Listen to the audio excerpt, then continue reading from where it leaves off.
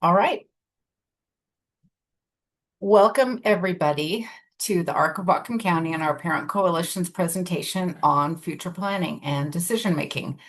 And glad that you can all be here. I do want to let folks know that I am not an attorney. And so part of our disclaimer at the very beginning is to let you know that I am a guardian conservator for my oldest, but I'm not an attorney or a paralegal. And ARC staff who give advice and share tips and navigation ideas to you. We are also, none of us are medical providers, don't have professional roles in that way. So if you do feel that you need legal advice or other advice, we may have ideas of where you can go, but I certainly encourage you to seek out other resources for accurate information. So, welcome everybody to future planning and talking about decision making. The piece that I want to start with is that most people with intellectual and developmental disabilities are making decisions, day-to-day decisions on their own without support, whether they're 17 or 37 and may or may not have any power of attorney or guardianship or any other involvement officially with a government agency about what they do in their decision making. Our family members are deciding what they want to wear and when they want to eat and what they eat, where to go, who to talk to, who to spend time with. And this is part of how we get better and better at decision making. It can be hard as well to think about what happens when I'm gone or what happens when I can't share information and be an advocate for my oldest. And so thinking about decision making, thinking about the future can be scary. But I don't want the nightmare to happen. I want to be able to plan in some ways for unexpected things so that there's steps in place and information in place that can really provide tips and ideas and get guidance for other people in our family's life. So taking some of these steps before a crisis can make whatever emergencies or chaos that does come up much easier to be able to manage.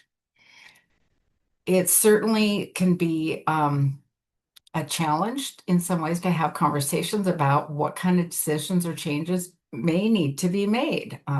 Thinking about what do you need help with? What would you like help with? How do we as a family work together to make decisions and to support one another? Making small decisions and having success at that, and sometimes having failure as well, provides us with some confidence about making decisions as well as an idea about the consequences or the judgment. And so hopefully being able to learn more, we all continue to grow and learn and make cognitive gains throughout our lives, including people with intellectual and developmental disabilities. Um, Sorry, there we go. So one of the simplest ways of providing some support for somebody around decision making can be what is called supported decision making. And it can be very informal up to being kind of a court mandated and court uh, uh, approved process. Sometimes people with intellectual and developmental disabilities do need support in making decisions. And there are ways with the courts and with the supported decision-making process to really be able to record and outline how somebody makes decisions, who can be involved in that, who we want, who do we trust, and who do we feel are advocates in our lives who can step in these situations. And once we've provided that support and made ourselves available to somebody with a developmental disability, then they are able to take those next steps and make their own decision. Being able to have information explained, maybe in a, kind of in a plain language manner, having some assistance in communicating what a person wants to others who may not understand their communication. These are all really important ways that we can support somebody in their decision making, but not take over their decision making for them. So there are a lot of ways that you can continue to support building skills in decision making. As I shared earlier, just what to wear during the day, what you want to eat, what things you want to do. Um, but also having a discussion or asking somebody, what are the steps that you did take to make that decision? And and valuing and affirming for that person the ways that they thought logically and rationally and even emotionally about those next steps and the thing that they wanted to do. Talking about our mistakes and talking about our successes is really, really supportive and affirming as well. And letting people know that we all learn by mistakes as well. Sometimes there are pieces of technology, whether it's a phone app or having Alexa around or calling on Chat GPT. There's some ways that those kind of devices and technology can be helpful in helping build our skills and some confidence around decision making and communication skills. So those are all some things that can be used no matter if you're 2 or 22 or 82 in thinking about daily decision making. But there are times where supported decision making can be formalized. And so there are a couple sites here that I just want to let folks know about. There's a wonderful federally, nationally, there's a Center on Supported Decision Making that has a great deal of resources on it, kind of overwhelming actually. But there are more and more people who are using supported decision making and formalizing a plan about that. For example, if somebody suddenly had some sort of health condition and needed assistance with that supported decision making, a plan's in place that would help physicians, healthcare providers, friends, whoever know that we need to call the cousin and the aunt and this neighbor and include them all in having a conversation about how to take the next steps. Who are the folks that are involved, who are trusted, and are helping to advocate for somebody in those times of difficulty? But sometimes we have substitute decision making, and substitute decision making is not necessarily helping to make that decision for somebody and with them, but making it on their behalf. Understanding that if someone came to the table to take an order while my loved one was off in the bathroom, and I knew that they wanted a particular kind of food, I could make that decision and tell the wait person. That would be substitute decision making. I'm guessing they want the Caesar salad. When they come back from the bathroom, they may say, no, no way, I want the French dip. And I would have been wrong and need to figure that out. But there are times where we really know or have a good idea of what the decisions should be in terms of safety, in terms of consequences and judgment. So one of those ways that we do make substitute decision making is representative payee. This is through the Social Security Administration, and that is basically appointing somebody who will receive and manage supplemental Social Security income or other benefits on your behalf. So for example, my loved one receives SSI and gets a deposit every month from the Treasury Department of Social Security, Supplemental Security Income. And on their behalf, I make decisions about how those funds are used to support their food and shelter in that way. And so that's one way that there's a formal and legal process for somebody to be doing that substitute decision making.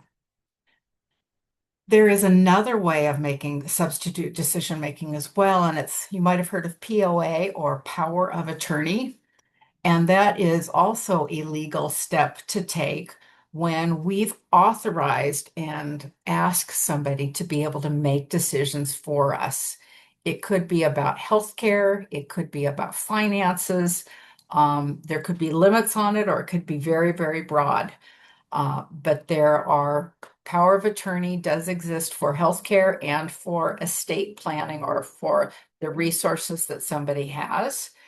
And in terms of it being a substitute decision-making process, it still is going to include I would assume some conversation and some understanding of what you do know about this person, this loved one you're helping to decide on their behalf, and and what their preferences are, what would be in their best interest.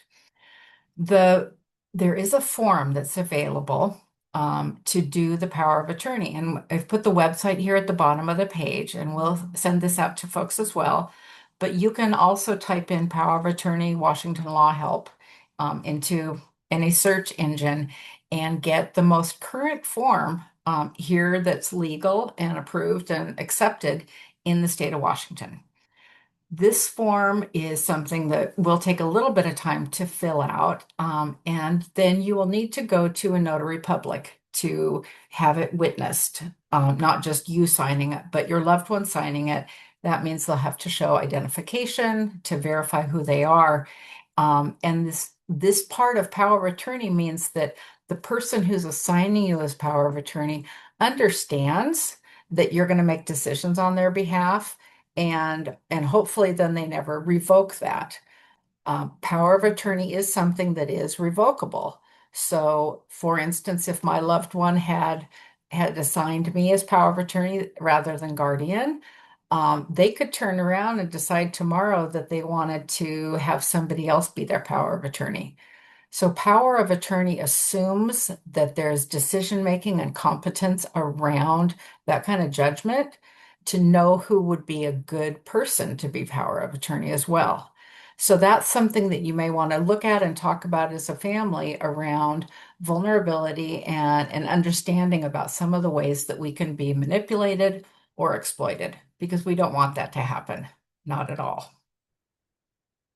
So, one of the reasons you're here tonight was to be able to talk about guardianship, because that is certainly a really strong and system that we can feel confident in as parents and as individuals about having some support and ways to be involved in a person's life. The Superior Court of each county is who actually assigns a guardian and appoints somebody as a guardian once they've determined that a person is not able to adequately make decisions, some or all of those decisions, and that they may not be, adequately able to manage funds, to find ways to be safe, and that there are ways that we want to, as guardian and as conservator, be able to step in and protect and advocate for them. So the two different words that we're using here, a guardian is about the personhood. It used to be we had guardian of the person and guardianship of the estate. And so now the guardianship is specifically about the person's body, their healthcare decisions, where they live, how they socialize, the things that they do in their day-to-day activities. A conservatorship is the second part of that guardianship, and it used to be called guardianship of the estate. And we might not all have a big estate with $300,000 in a retirement plan and a property that's worth $1 million. But it's still considered an estate, and conservatorship is a way to help protect those funds on behalf of the person who is disabled. So these parts of looking at the guardianship and conservatorship require us to think about what kind of decision making we want to be able to support and help with for an individual, what is most appropriate in some of these circumstances, because it's also very unique in the same way as with early services for infant toddlers had an individual family plan, and then you had an IEP through those school years. A guardianship conservatorship can be really fine-tuned and customized to your family and to your individual, your family members' needs. So one of the myths or misconceptions about guardianship is, don't most people who do have an intellectual disability or developmental disability, they all need a guardian? There are rules in each different state or laws about what guardianship looks like and who can be considered to need a guardianship. And so the superior courts in Washington state are the ones that make that decision about whether or not a person is incapacitated and does need assistance and support in making decisions. So every county's superior court has judges who will receive information about an individual and look at medical information as well as other legal information to really decide, does there need to be a guardian? And if so, who would that guardian be? Who would be most responsible in that position? So in navigating the guardianship process here in Whatcom County, we wanted to walk you through just a few ideas in the process of getting to the point where you are going to submit a petition to the court for guardianship. So if you're at that point thinking about it, one of the things you can do is read a guide that is from the Arc of Washington State with some additional Whatcom County information in it. It's a guardianship and conservator guidebook. So everything that is in there is related to how the state law works for Washington State under the Uniform Guardian Act, because they have tried to make things very equitable and fair across the board for people in any area of Washington State who are being considered as guardians. The other part of the process is figuring out some of the paperwork. There's a lot of paper, and it doesn't have to be overwhelming. We want to be able to help you with it, but you need to go to the Superior Court, either call them or go in order to receive the correct forms in terms of petitioning or starting that guardianship. There is a guardianship facilitator. And so in the Whatcom County Superior Court Clerk's office on the third floor of the Whatcom County Courthouse, there's a guardianship facilitator. You can phone to ask questions. Some folks have called in and given their visa number or something and even had the forms snail mailed to them. So there's some ways to go about that without having to go to the courthouse in person. And then you can also schedule appointments with the guardianship facilitator. They do schedule appointments to be able to make sure you have the correct information and paperwork, and help to guide you with setting up next dates for hearings or getting a case number. Just a few of those details that make sense to the court process and to due process for an individual. One of the other pieces in navigating this whole process that can be a real source of good, clear information is there is a guardianship training that is available throughout the state, and it's available in English and in Spanish. This training is required, and it is required that you complete the training and you get a little certificate at the end of that to be able to present back to the court. If it seems a little scary to think about a training, I do want to let you know that there's some nice parts about this that you can fail, you can give a wrong answer, and you can keep trying to take that training and answer the questions correctly until you do succeed. The training is for lay guardians of all ages. And that's us as parents, as loved ones. We are not professional guardians. We don't have cases of 5 or more people that we are overseeing. And so lay guardians or kind of amateur guardians have just a limited amount of information that you may need to know in order to cover all of those responsibilities. And it's limited in different ways based on the age of your family member, the size of their estate, etc. This is the same process that somebody would go through if say their Aunt Helen had had a stroke and needed a guardian to help make decisions about her $1 million property and her extensive stocks and bonds. So some of the details about the guardianship can seem very complex because they're meant for people from no income or maybe some Social Security, all the way up to folks who have extensive resources available to them. The guardianship is designed to make sure that that person is not taken advantage of. the conservatorship as well. So this training can be helpful in just bringing up some ideas for you and helping you to see a little bit more about how that works. And so anybody can go to that portal and review that information and take the training. So what I'd like to do is just jump in to the first part of Whatcom County's guardianship conservatorship packet. And as I do that, I just want to go ahead and repeat again, I'm not an attorney. We are not paralegals or medical providers. The information that we are sharing is meant to be a guide and a help, but is not legal advice. And if you do feel that you do need to get some sort of support from an attorney, there are attorneys around Whatcom County who specialize in estate planning, Social Security, Medicare, Medicaid, folks who even may be an elder law attorney, which is um, a national designation for folks who've had extensive training in the legal aspects of aging, estates, and healthcare. So I'm going to ask, actually, Melissa, if you can tell me, how's the size on this? Is this pretty readable? Yeah, I think it looks good. Okay, I can make it a little bit bigger. And Yeah, it looks great. okay, great.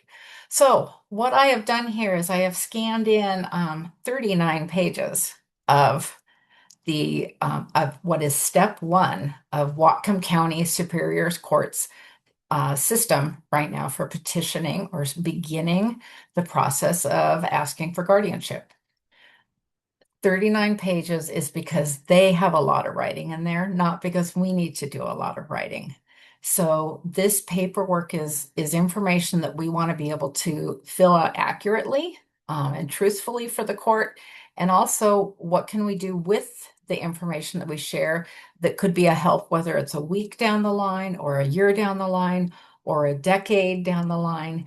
What are the clues that I'm giving the court about my loved one, that if more information needs to be provided again later, they have other folks that they can connect to as well.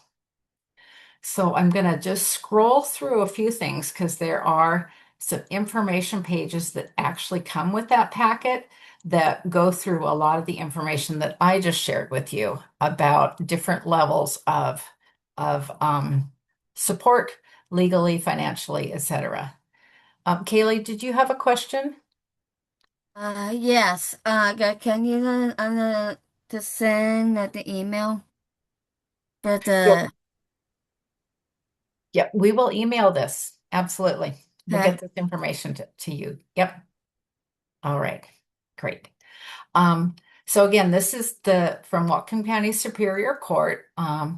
And so the first section, step one, has some information about filling out forms 1 through 9, which are the remainder of these 39 pages.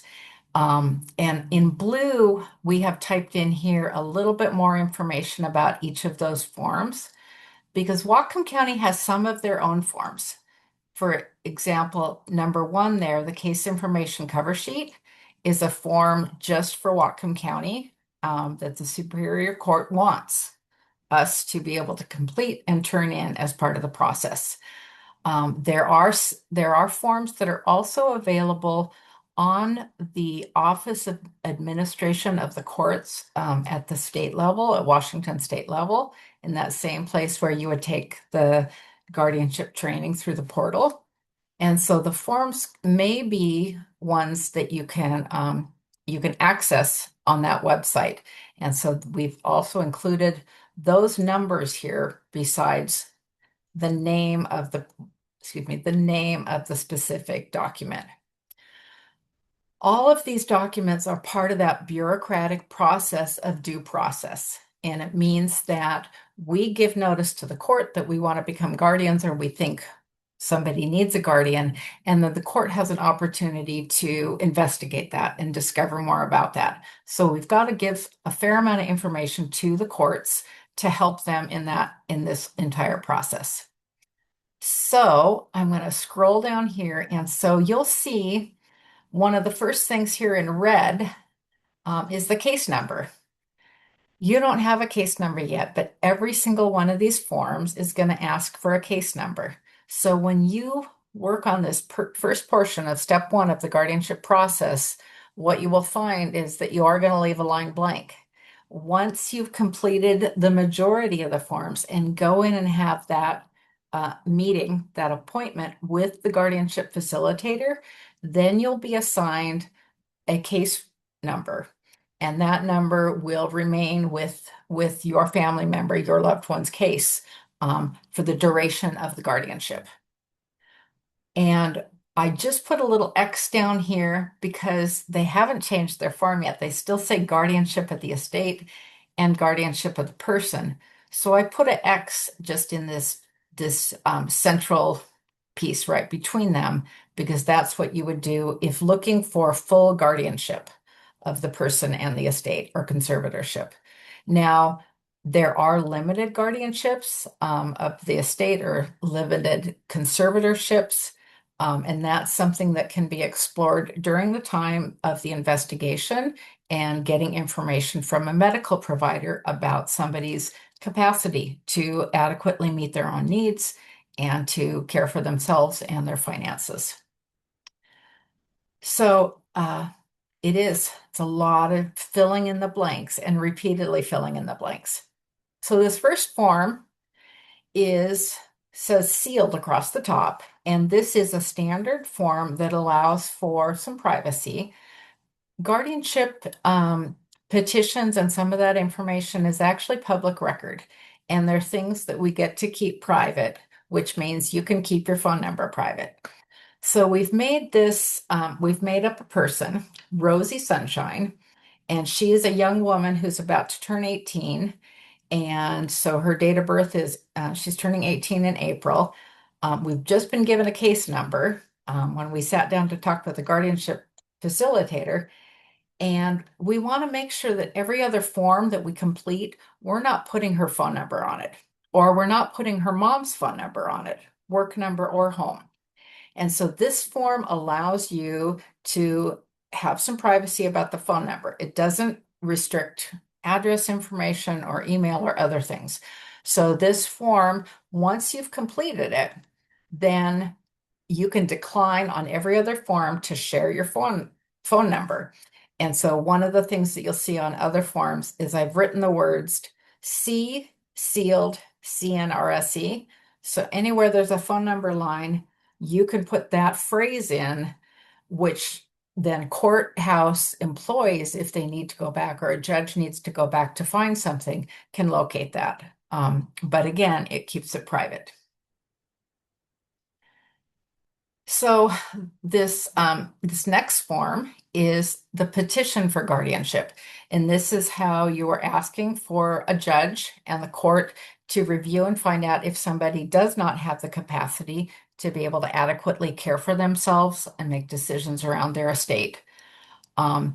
So we've put in the name of the county, we've put in the name of the person, Rosie, our example here, and then the case number that is provided by the guardianship facilitator.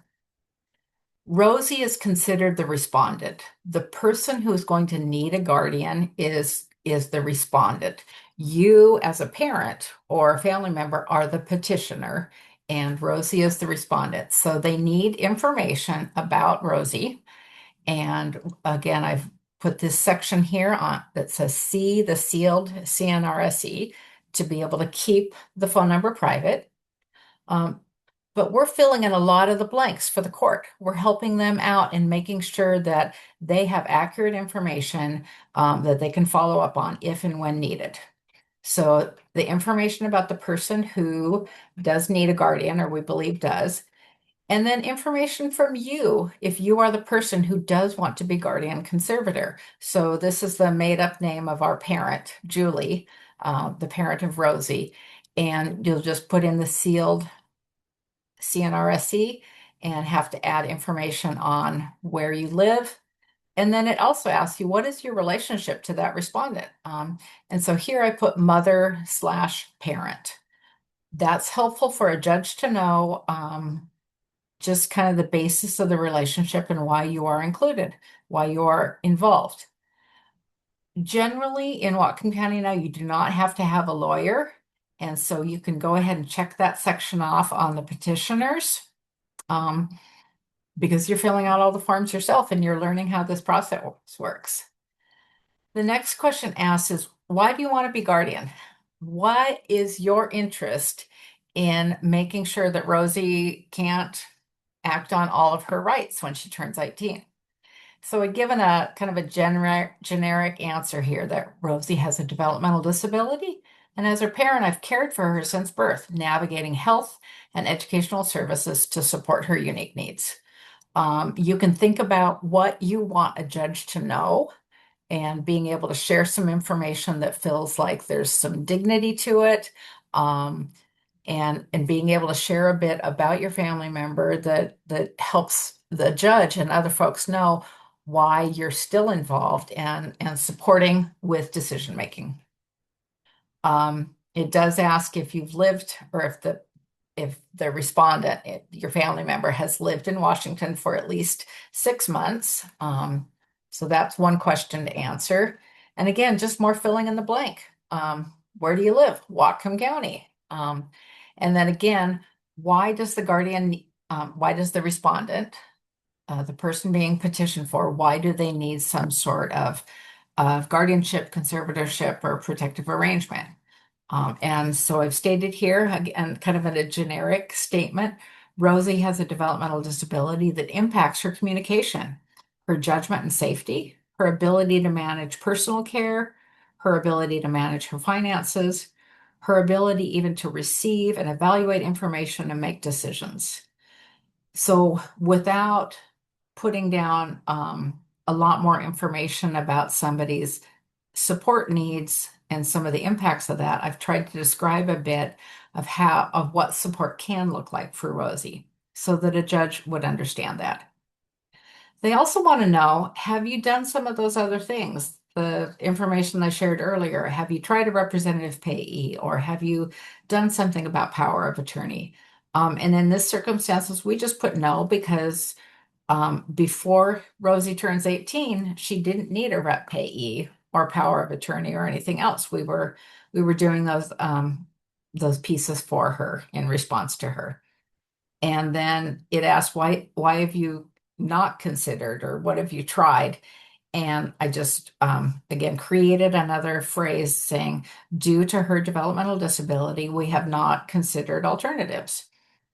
So it's giving a bit of information to the judge about what you've thought about before, and how you want to take this forward.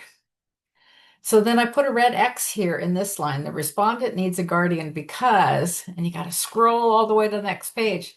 But here is really great. They have given us some language of points 1, 2, and 3 to be able to, again, help describe and understand. The respondent, Rosie, lacks the ability to meet her essential requirements for physical health, for safety, for self-care, because she's unable to receive and evaluate information and make decisions, communicate those decisions, even when she is given supportive services, technology assistance, other services in terms of supported decision making. And it's important. We think she does need a guardian appointed in order to prevent risk of harm to her physical health, her safety, or self-care, and that her needs can't be met in some other way that would be less restrictive. So this kind of language might be helpful for you to look at and think about as you're completing this paperwork. And I think it's nice they gave us some of the terminology that does come through the courts. So we did the guardianship part, which was that piece about the personhood, the healthcare, that sort of thing. The conservatorship is this next part. Why does somebody need a conservatorship? And so, with a few other words, I put the piece that Rosie has a developmental disability. It's impacted her learning and her ability to understand finances and to make decisions regarding money and banking. That helps to show that Rosie is vulnerable to to losing money, to not being able to make sure that she has secured those funds so that she always has food and shelter. So once again, I said we've not considered other other pieces to put in place for Rosie um, because she's younger and we hadn't done those, and due to her developmental disability, we've not considered other alternatives. The same as at the top of the page where it shared a little bit more about why does the respondent need a guardian. The courts again have given us some of the language as well to say the respondent needs a conservator because of these reasons that he or she is unable to manage their property, their financial affairs because of their limitations in their cognition and looking at information and making decisions around these things. And it's really important that somebody be appointed as her guardian in order to protect her from harm, from having her funds taken away or some sort of exploitation. And this kind of protection is really necessary.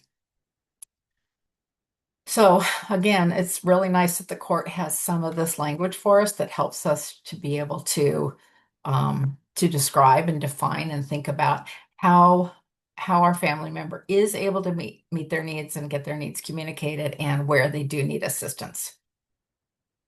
So this next area is what is the scope of the guardianship? Is it going to be a limited guardianship or limited conservatorship in some way, or are you looking for full guardianship?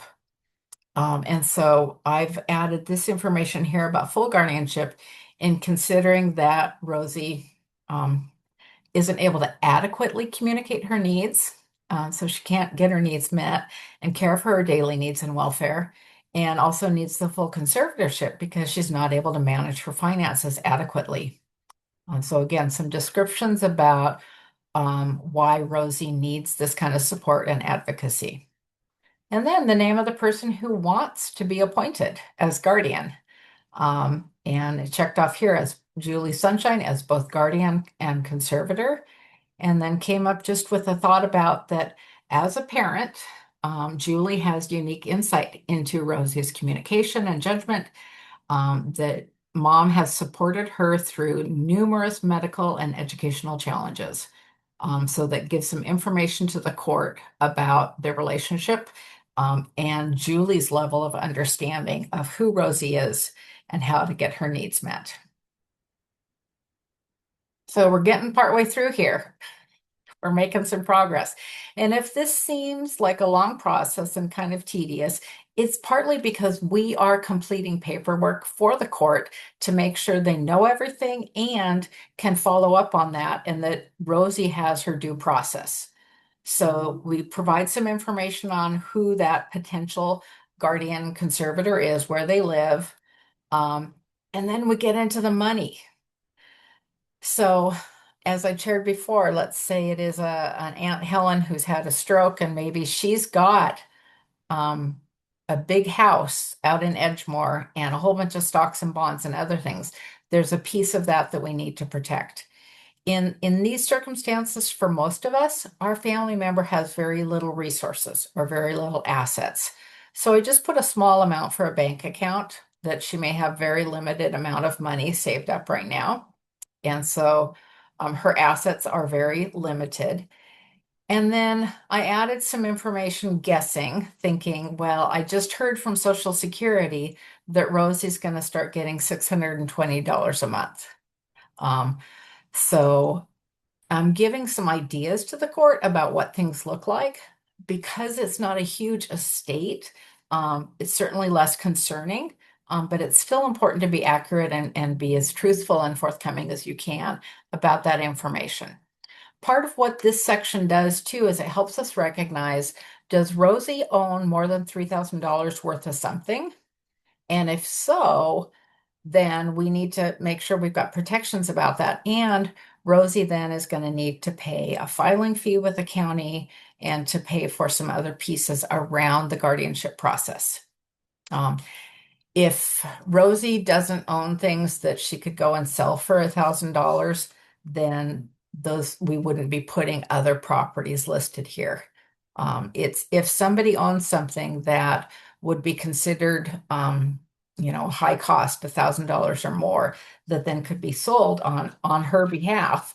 The piece then would be making sure that then it wasn't used in some ways that would be exploiting her for those resources. So because it's less than 3,000, I asked the court to waive the filing fee because Rosie has total assets less than 3,000. Paying a filing fee would be a hardship for her. And so I've put a couple pieces of terminology here. Rosie's a full-time student. She's unemployed. She's indigent. That means she's not working. There aren't any other guardianships or conservatorships that do exist. So this helps the court know that we haven't gone through other processes previously. And again, it's really nice that we don't have to fill out everything on every single page. And some of it is just check off these things. So here's the section that really gets into what a person's rights are once they turn 18. When somebody turns 18, they're no longer a minor, and with or without a disability of any sort, they immediately have, upon attaining the age of majority, they have these rights to vote, to make a will, to enter into business contracts, to get married, to get a license to drive a car, to consent to or refuse medical treatment, and even to decide who can provide care and assistance to them. Because of the concerns we have that we've listed earlier, you may check off many of these rights in terms of saying then as a guardian, you would make those decisions on that person's behalf for them, whether or not you provide some support around it. It's mostly support. It's mostly substitute decision making. Now, I didn't check off the first one because that's considered one of I think one of the more important rights that we have is the right to vote. And so there are some people who still hold their ability to vote and participate in elections. And so still have that right. But these other areas they have been limited in so that they don't get exploited or taken advantage of in any way. That's where you want to have a little bit of a conversation with your family member because eventually somebody's going to come and it's a court visitor who, once the petition is done, there's a court visitor who's going to come have a conversation with your family member and with you about guardianship. And do you know then that your mother or father would like to take these rights away from you and to be able to hold those on your behalf? So that could be a challenging conversation. So being able to see what those rights are and have some discussion beforehand might be really helpful. Oh, and then the last one was to make decisions regarding social aspects of life. So that sometimes leads to this next area of, has there been somebody involved in our family member's life who's not safe, who may be manipulative or exploitative? And so do we want to restrict their access to the person who does need a guardian? Maybe there's a cousin who's been really unkind and has stolen things from your family member. And so you might want to write a little bit down about that to be able to protect your family member from that person. So if there's been some real difficulties and you do have some facts or a police report or something, that's where you could add something there. Sometimes people do have protective orders against other folks, and so that could be one of the areas to be able to share about as well. And it's really helpful for a judge to know that. If we know that Aunt Helen was always being bugged by that cousin and taking her money from getting her check from the mailbox and forging it or something, forging a signature. We need to know that those things have happened. The judge should know because we can, again, provide more protection, having that understanding that somebody is that vulnerable. So as I shared, once the petition is turned in, the next step that happens is there's somebody called a court visitor who's assigned to come out and meet with your family member and talk with you and interview you about your responsibilities if you're to become guardian. So they've got a lot of options here. I just checked off this first one. You might know some court visitors and actually want to request one. I haven't known anyone who's done that. We've just worried about just the who's the next person on the list. Let's take that. The court has a list of folks who have training. Many of them are paralegals or even attorneys who act as court visitors who come and do this conversation and an investigation. So that then almost completes this one form. You have to put the city you're in, the date, and sign the form and print your name. And we're going to have to do these kind of things on more forms again. So this can feel tedious that we have to keep doing this, but each form is a part of the process that makes sure that the judge and the courts know we have gone through every step that we need to go through.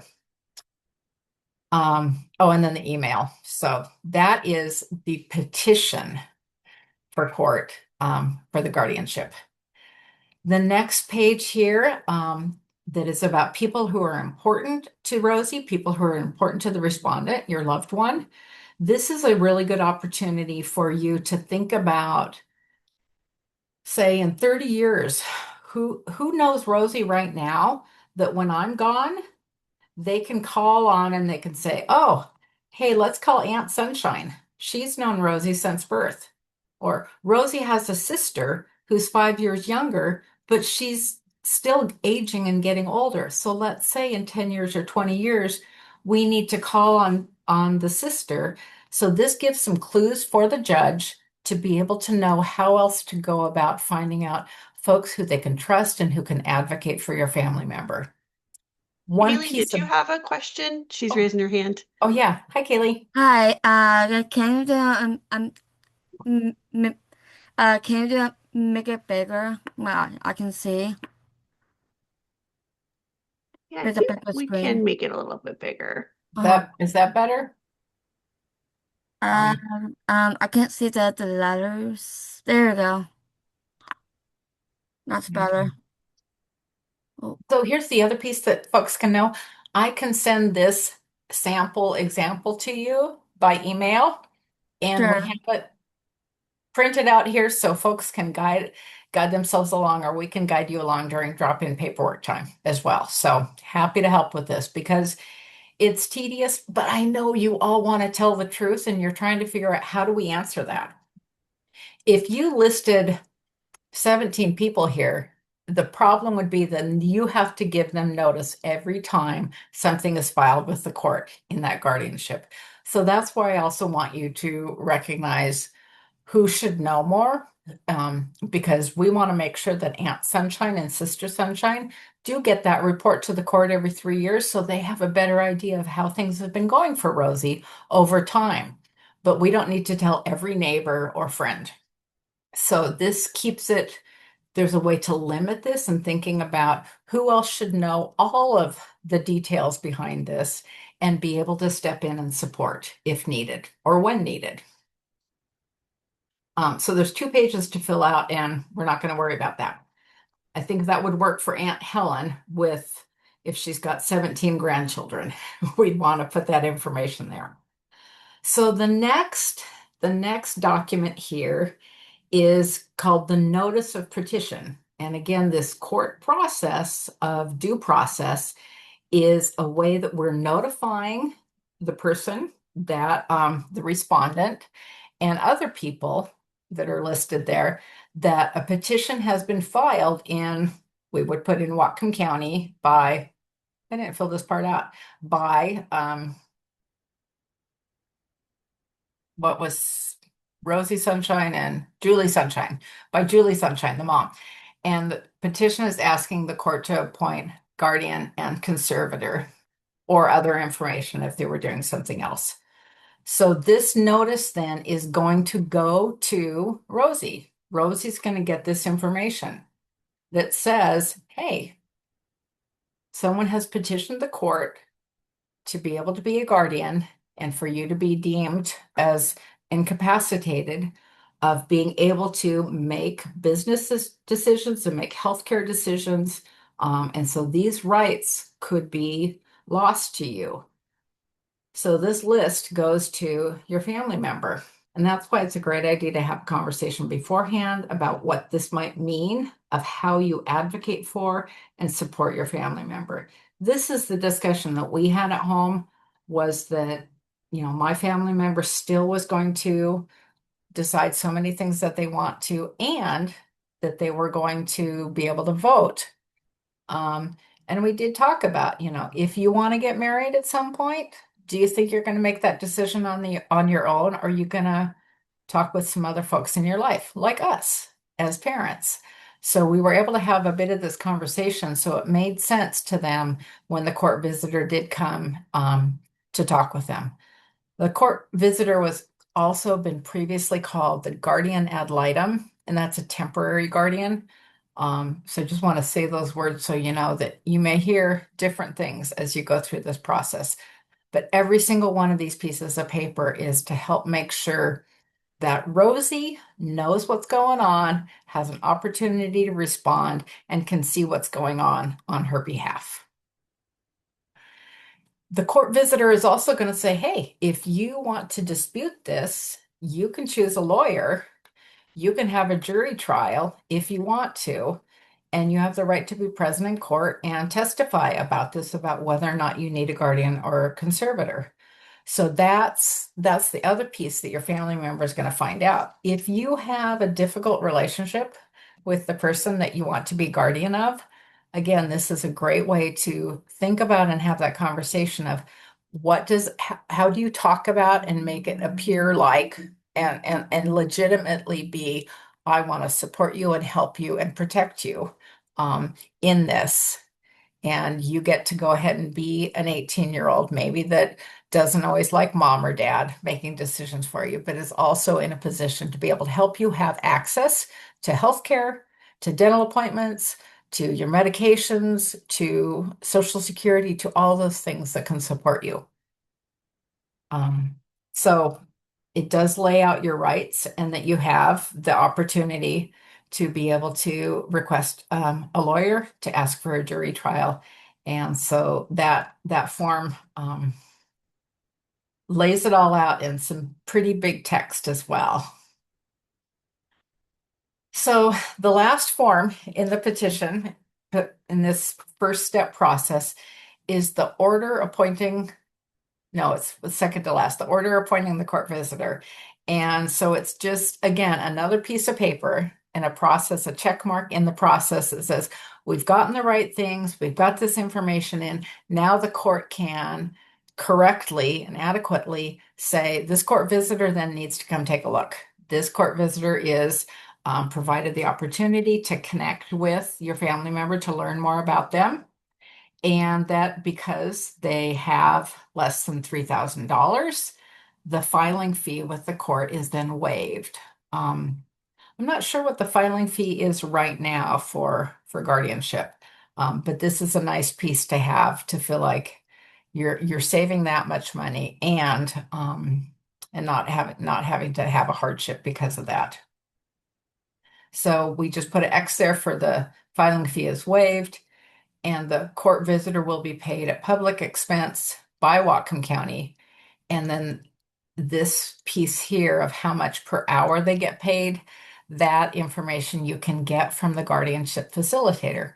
When you sit down with all of these forms, the guardianship facilitator will go through all of them with you to confirm that things are filled out and be able to add whatever pieces that they have. So that case number, information about the court visitor, and even about the fees that the court visitor can charge to Whatcom County Superior Court. So a lot of extra things. And again, the court can then also, this is where the guardianship facilitator will give you the name of that court visitor, and then there will be information here. And again, this will be completed with the guardianship facilitator. So as much as there are more things to fill in the blank, not all of them will be, you won't be able to fill all of them in until you have that meeting.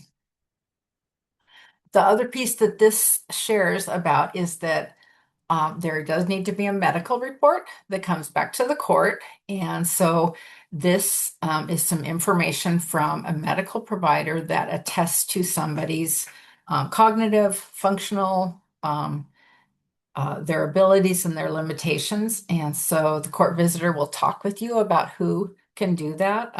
Many times it's just your primary care provider who can provide some information to the court. And then it also lays out very specifically what are the court visitor's duties. Kaylee, what is it? Hi, can you a, a little break real quick? Oh, sure.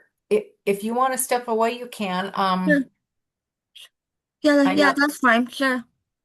we're doing a recording, so this will be on YouTube later too, so you Okay. can rewatch it. Yeah, yeah.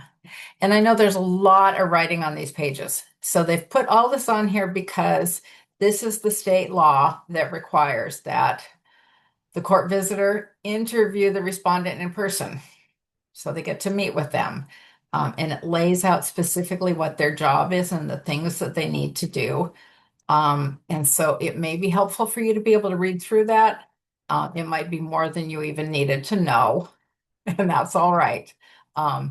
It's like I said, it's a lot of detailed information. So the court visitor will then provide a report to the judge and to the court, and that is confidential. And so that will be sealed as well because it contains some judgment about a person's condition, their ability to make decisions and adequately care for themselves. And there's some information there that can remain private, and that is okay. So that may be sealed with the court as well. So, yeah, more details from the state law about the role of the court visitor. We're not doing some sort of emergency guardianship, so that part is you can be ignored. And so then here we just get to the bottom of got to put in the date, sign it, and print your name. And then I just have these example pages. So this is what would be completed if a medical report, if you have the medical report to be able to submit to the Superior Court and to the guardianship facilitator, you may have that in hand. And then this form would go along with it to make sure that it was not, it was a restricted access document, that it's not available for public information. Again, so just a lot of little and big deal details. This form called proof of mailing or hand delivery or email, this is serving somebody. You've probably heard about somebody's been served with their papers. This process, it requires you to promise and indicate that you did indeed provide this information back to the respondent, that you as a petitioner are delivering information to them that states what this court process is and has that listing of the rights that an individual has when they attain the age of majority. So this has places to check off, and you can absolutely talk with the guardianship facilitator about how you want to do those. Many times it's just a hand delivery. And that's what I've managed to do. I hand deliver to my oldest, and then I also hand deliver to my spouse, who is a successor guardian. So that information there. Then the last form in this whole packet is from Whatcom County Courthouse, very specifically about working with that guardianship facilitator. And it's basically saying that, you know, the facilitator understands what forms to give you and how the process works. But you, as somebody who's representing yourself, you are responsible as the person who does want to be guardian to read everything thoroughly, to do your best to complete all of the documents as well as you can, and determine more about, you know, how complete some of those. But the guardianship facilitator is not a legal resource. They're not legal counsel. And your conversations with that person are not confidential and private. So that's just something to understand, that the facilitator is not your attorney and cannot provide legal advice. And so we get to sign this that shows that we understand that the facilitator has been able to give us the correct form, but it's our responsibility to complete them accurately and truthfully. So that is a lot, I know. This is where this this entire process can feel really daunting. And like I said, it may feel very tedious to be repeating yourself on form after form. The courts are the oldest bureaucracy in the world. And so that aspect of understanding how due process works, and that's going to happen for my family member, that's going to happen for Aunt Helen, that might happen for me at some point, that I lose my capacity in some way, and that a person does seek to be my guardian. I know that there's places within that process for me to speak to the judge, for me to ask for an attorney, for me to get my questions answered and learn more about this, and speak up for myself. So that whole part has to do with our personal liberties and the ability to have those rights when we do turn 18. So I'd love to open it up for questions, discussion, pieces that you would love to learn a little bit more of. And I don't want you to feel like that whole process was daunting. As we have shared again, we have this as a hard copy we can share out, and we are happy to sit down and assist with paperwork for folks who are going through this process. So I'm going to check the chat again. Okay, yeah, I saw a few folks who chimed in about how old their family member may be. I know that one of the things that was happening when my oldest was 17 was they were butting heads a lot with